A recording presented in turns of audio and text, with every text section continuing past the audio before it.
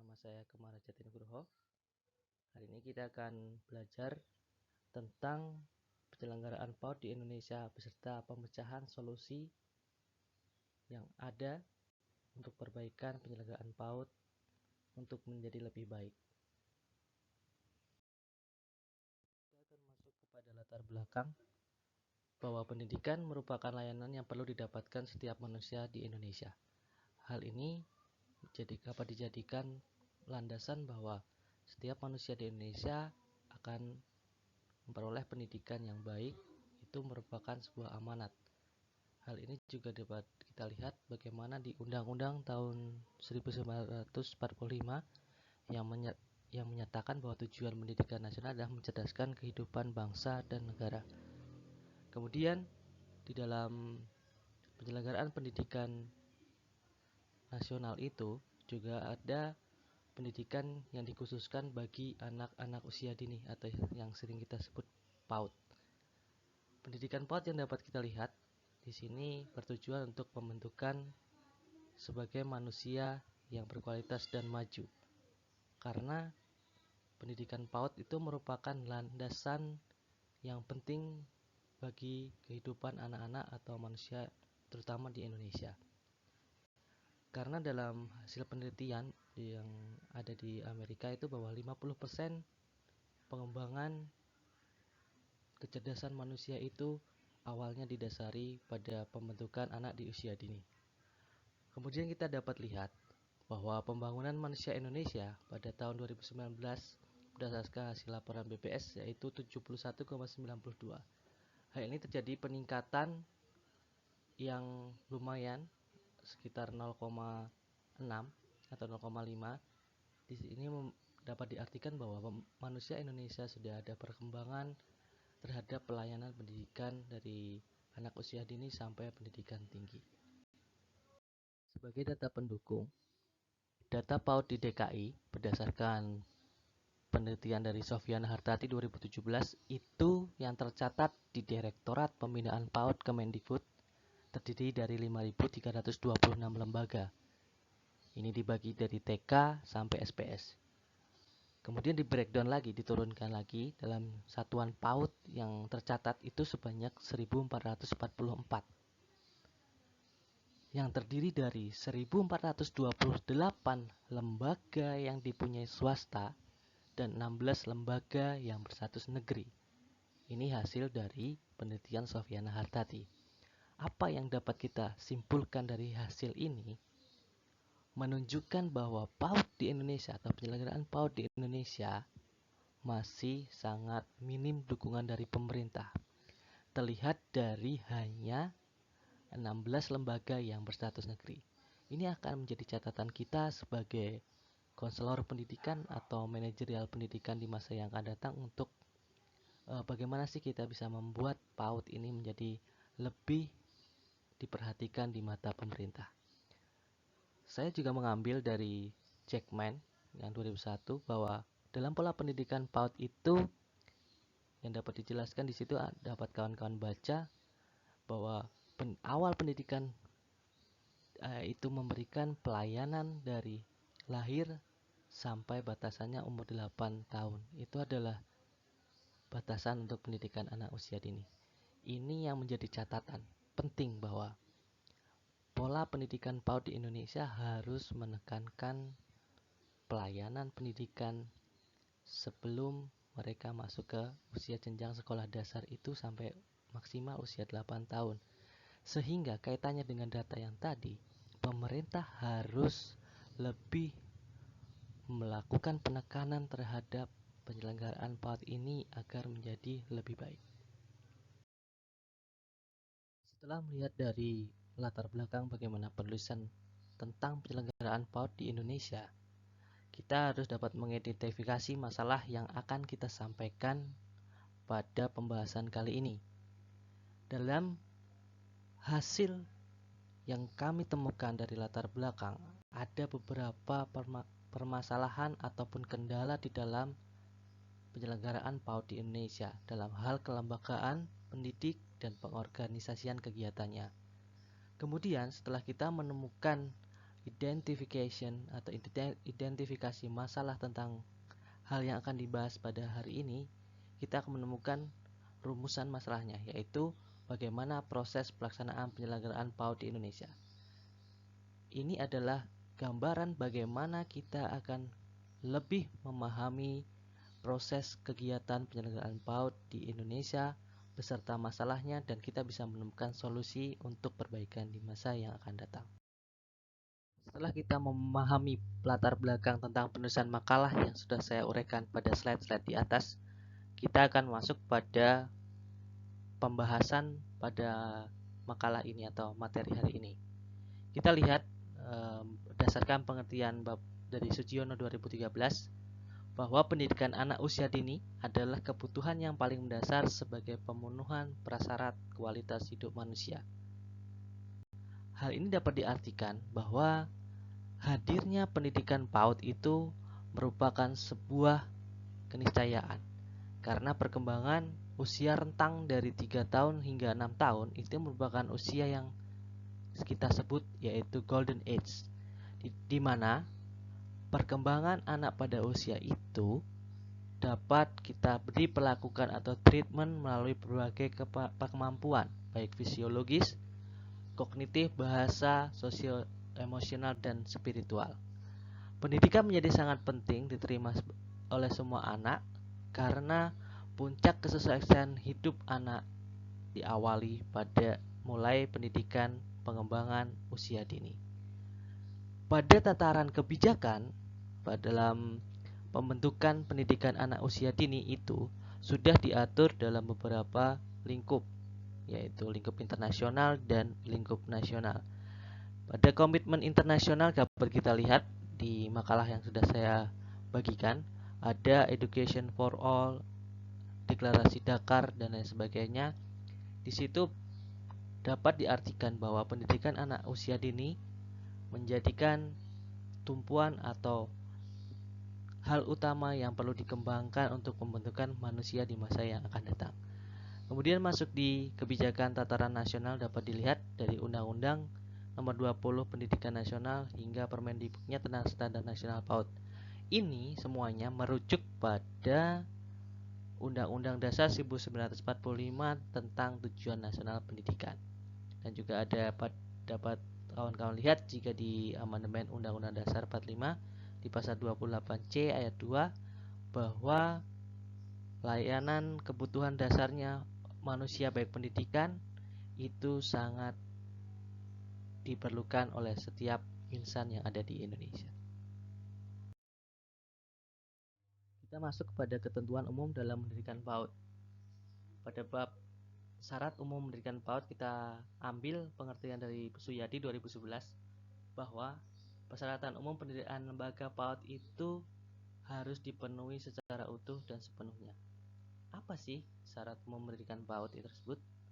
Dalam pendirian PAUD itu sebenarnya sudah diatur secara umum oleh Kementerian Pendidikan dan Kebudayaan melalui direktoratnya, yaitu Direktorat Pembinaan Pendidikan Anak Usia Dini. Tetapi dalam implementasinya, karena PAUD itu merupakan salah satu contoh desentralisasi pendidikan yang diberikan kepada lembaga-lembaga pendidikan di Indonesia, ini akan mengalami berbagai perbedaan pada teknik implementasinya di daerah-daerah. Karena pusat kewenangannya sudah diberikan secara penuh untuk pengembangannya di daerah-daerah tersebut.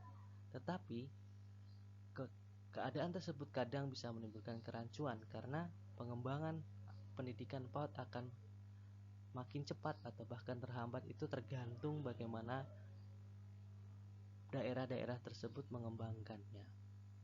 Kemudian kita akan masuk tentang syarat pendidikan PAUD itu harus ada apanya saja. Dalam rujukan pada pasal 62 ayat 2, PAUD itu harus terdiri dari adanya kurikulum. Yang pertama, kurikulum itu adalah seperangkat yang mengatur pola pendidikan dan proses pendidikan yang ada di dalamnya. Untuk pada keterangan kali ini, pendidikan PAUD mengacu pada pendidikan holistik integratif dan lebih pada tataran pada kurikulum 2013. Kemudian peserta didik. Peserta didik di pendidikan anak usia dini itu merupakan kebijakan masing-masing wilayah. Ketika beberapa daerah itu bisa menentukan beberapa jumlahnya tergantung sesuai kebutuhan masing-masing. Seharusnya di dalam pendidikan PAUD itu harus melihat perencanaan pendidikan baik usia sekolah dan lain sebagainya itu harus diperhatikan. Kemudian yang ketiga adalah tenaga kependidikan. Di dalam PAUD atau lembaga PAUD, tenaga pendidikan berperan sangat penting karena hal ini akan berpengaruh pada proses penyelenggaraannya. Syarat khusus untuk tenaga pendidik di dalam lembaga PAUD biasanya adalah yang merujuk Undang-Undang Nomor 20 Tahun 2003 adalah sarjana dengan basic, yaitu pendidikan guru PAUD atau S1 PGTK. Itu yang didasarkan dari peraturan Kemendikbud tahun 2003. Di dalam proses tenaga pendidik ini mereka berguna atau menyelenggarakan kegiatan PAUD itu dari mengembangkan, mengelola, mengajar, melatih sebagaimana fungsi pendidik seperti yang diungkapkan oleh Mustari 2015. Yang keempat yaitu sarana dan prasarana. Sarana dan prasarana merupakan hal yang sangat pokok di dalam pengembangan lembaga PAUD. Karena di dalam sarana dan prasarana ini akan mewujudkan beberapa layanan pendidikan yang harus diperlukan oleh siswa-siswa PAUD. Antara lain ketika saya merujuk pada petunjuk teknis penyelenggaraan PAUD ada 5 layanan yang harus diperlukan oleh siswa-siswa PAUD, yaitu layanan pendidikan, layanan kesehatan, gizi dan perawatan, layanan pengasuhan, layanan perlindungan, hingga layanan kesejahteraan. Kemudian dalam ketentuan umumnya yang selanjutnya yaitu pembiayaan pendidikan. Pembiayaan pendidikan ini dapat digali dari masyarakat atau dari warga yang mendaftarkan anak-anaknya kepada lembaga PAUD tersebut melalui permusyawaratan, tidak bersifat bagaimana PAUD itu menentukan secara sendirian atau tanpa musyawarah. Jadi akuntabilitasnya harus dipertanggungjawabkan. Kemudian di dalam sistem evaluasi pendidikan PAUD itu ada sistem evaluasi penyelenggaraannya sama. Ada evaluasi program, lihat perkembangan hasil kembang anak dan lain sebagainya, itu dapat kita lihat. Penjelasan berikutnya adalah tentang mekanisme pendirian PAUD. Pada mekanisme pendirian lembaga PAUD secara prinsip sama antara kabupaten dan kota atau wilayah yang lain. Tapi kita dapat lihat bahwa salah satu pokok utama adalah ada yayasan yang berbadan hukum tetap. Jadi PAUD dapat didirikan ketika ada yayasan yang berbadan hukum tetap.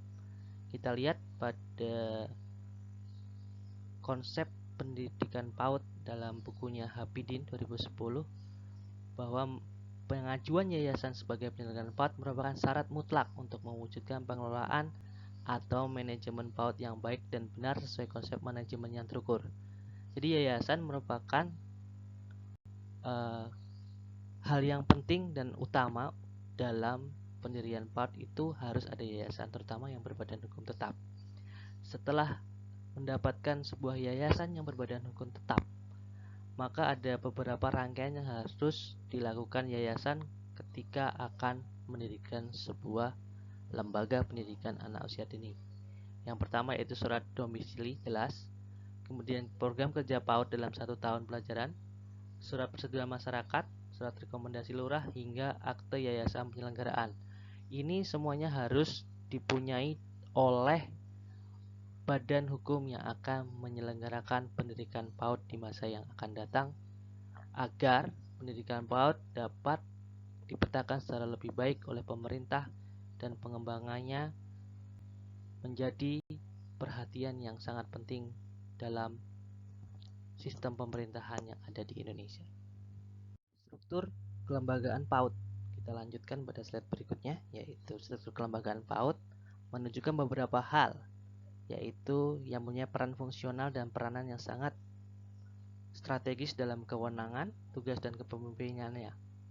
Keberadaannya merupakan arahan dan prosedur sehingga mekanisme penyelenggaraan PAUD berjalan dengan baik.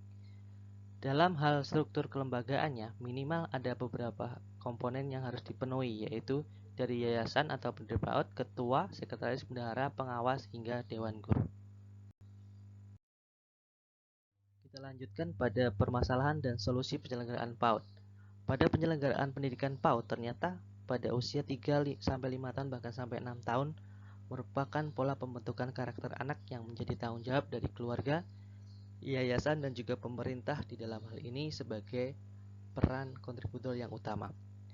Tetapi dalam penyelenggaraan lembaga pendidikan PAUD, ketika tidak ada peranan terhadap 3 komponen tersebut, maka kekhasan atau perbaikan penyelenggaraan PAUD tidak akan terjalin dengan baik. Seperti yang sudah saya dapatkan dalam hasil wawancara dengan ketua Himpaudi di salah satu ketua Himpaudi di Kabupaten Bogor, kita memetakan permasalahan pada penyelenggaraan pendidikan PAUD yang pertama yaitu sisi pengajar dan kelembagaan PAUD.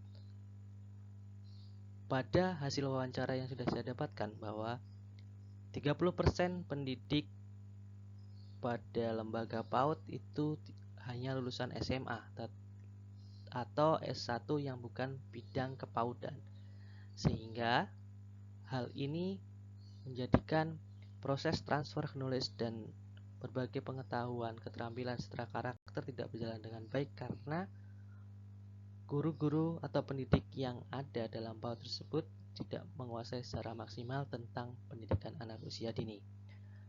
Pada sisi kelembagaan, ada pengadaan sarana prasarana yang sangat kurang.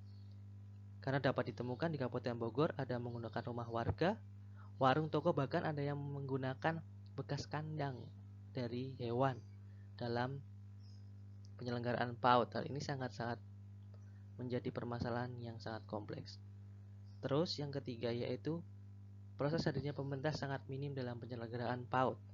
Di dalam penyelenggaraan PAUD, hadirnya pemerintah ternyata masih sangat minim walaupun sudah digelontorkan beberapa anggaran, misalnya biaya operasional, tapi proses ataupun cara dalam mendapatkannya masih terkesan terbentur pada birokrasi yang sangat rumit. Kemudian yang keempat yaitu manajemen PAUD belum terkoordinasi dengan baik.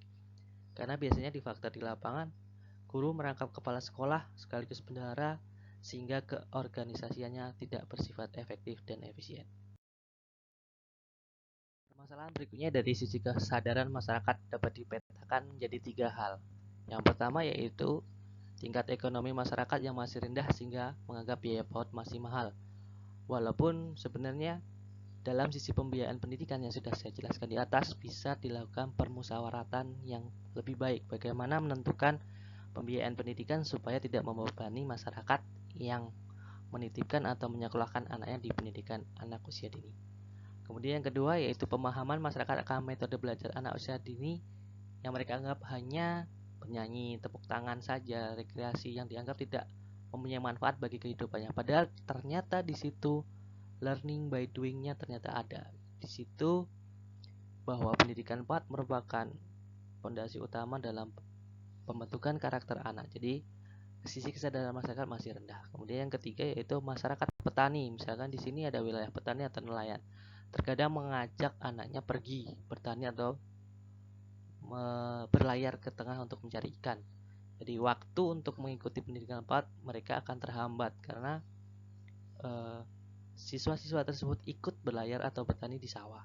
Sehingga perlu pembentukan PAUD, perlu dikembangkan pendekatan lokal, yaitu ketika berada di wilayah yang mayoritas penduduknya bekerja sebagai petani, maka didekatkanlah dengan pendidikan pola PAUD tentang yang lebih dekat dengan bertani atau lokal. Jadi mereka akan senang karena mereka akan mendapatkan manfaat langsung pendidikan anak usia dini ini terkait dengan kegiatan mata pencaharian sebagai seorang petani. Kemudian kita masuk pada kesimpulan.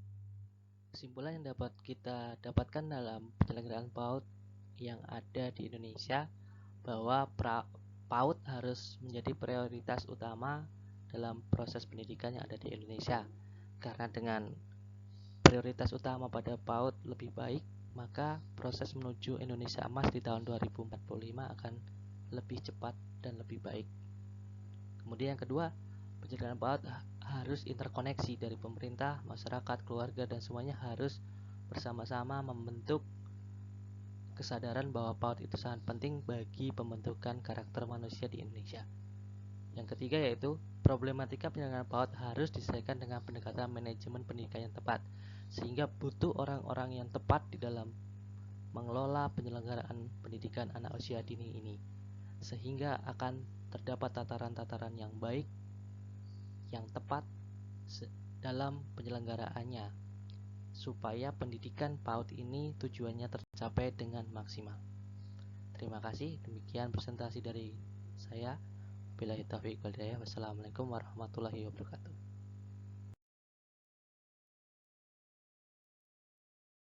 Kawan-kawan bisa melihat referensi yang ada slide di terakhir ini, ada 2 slide terakhir tentang referensi mengenai penyelenggaraan PAUD di Indonesia.